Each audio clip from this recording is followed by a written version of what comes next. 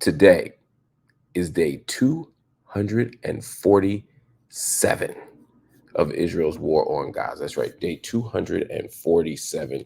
That number never gets normal to me. It never becomes uh, something that I just kind of drive by. There are things when you hear in the news every single day, whether it's people who die in Chicago or people who are start dying of famine somewhere else, or certain things they just become become inured to it. But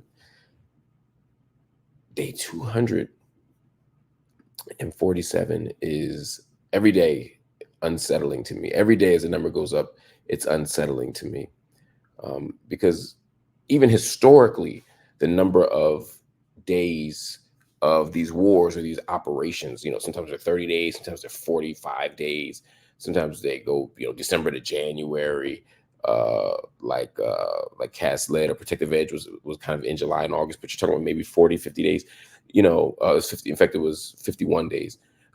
So this is like 5 times what, the last war was. And the death toll is it's just stunning and disturbing and unsettling. As of today, as of this moment, 37,124 people have been killed. 37,124 people have been killed. And 84,712, again, 84,712 have been wounded in Israel's war on Gaza. That is simply since October 7th and only in the Gaza Strip. 37,124 killed, 84,712 who are wounded. Of course, the death toll in Israel from Hamas's attack on October 7th remains at 1,139 people. That number stays high. That number goes up. The rate of death stays the same or goes up. In the last couple of weeks, we've had another spike with hundreds of people dying in single days, and we'll talk about that in a second.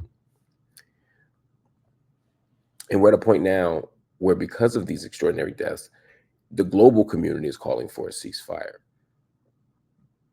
Even people who have been allies of Israel, people who have been friends of Netanyahu, people who have been indifferent to the misery of Palestinian people are still saying, yo, we got to do something.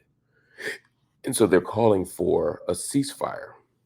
In fact, for the first time since the war on Gaza, not in Gaza, but the war on Gaza began 8 months ago, the UN Security Council finally approved an immediate ceasefire. The reason why this is important, one, it signals global consensus, but two, you got to remember the United States has always been the veto.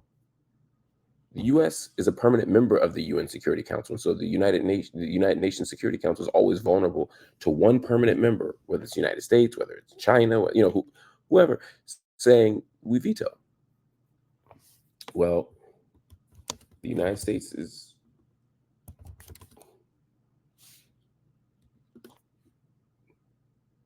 it appears to be in. The UK didn't fight it. Russia didn't fight it. China didn't fight it. Those aren't any surprises. France didn't fight it. These are the permanent members of the Security Council. None of them fought it. So are they in? And what are the terms of being in? Well, according to Hamas, they are willing to engage in indirect negotiations to implement the principles of the resolution, quote, that are consistent with the demands of our people and resistance. This is important. Hamas is very clearly saying at this point that they are down. One of the big lies that has come up in recent months has been that Hamas is unwilling to, or recent days really, is that Hamas isn't down for a ceasefire. That Hamas is not a willing partner. And now it's as if Israel has been standing here the whole time offering a ceasefire, and Hamas just hasn't done it. The truth is, it's been Israel that hasn't wanted a ceasefire. Netanyahu has been very vocal in saying, no ceasefire. He said, look, I'll do a ceasefire, but only if it means I can continue to invade Rafah. How can you have a ceasefire and continue to invade a city? They've basically said, we're never going to stop. And that any ceasefire that's more than a few days is just a reloading for Hamas, and so they wouldn't allow it. And so that's been the narrative. And then when a deal was put on the table, the metaphorical table, Hamas said, "Well, we need something in writing," and that's what they were waiting for. So there've been different moments where Hamas has made the proper response to what is an alleged offer. We need more details, but this is not a story, and this is not to romanticize Hamas either. I mean, Hamas has made enough mistakes on their own, but this is not a story of the U.S. and Israel trying to make peace, and Hamas just won't allow it. And we can't allow that to become the historical lie um, that's told, because that's the zone where we're beginning to move into, and it's a dangerous, dangerous, dangerous zone. A couple more things on this report.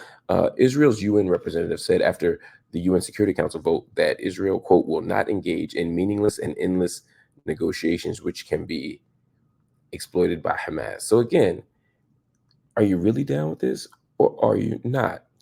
The global charity Mercy Corps says the ceasefire resolution must be, quote, implemented fully and immediately with no time to waste, as half of Gaza's population is, quote, on the verge of starving to death.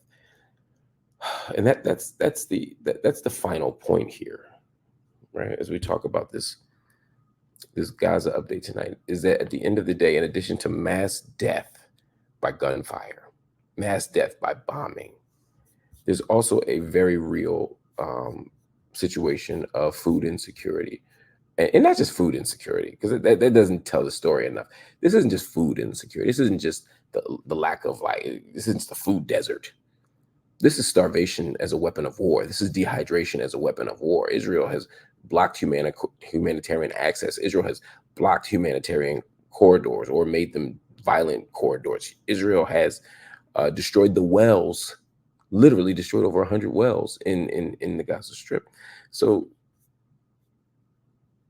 death is inevitable if you don't have access to food, clothing, and shelter. And that's exactly what we're seeing.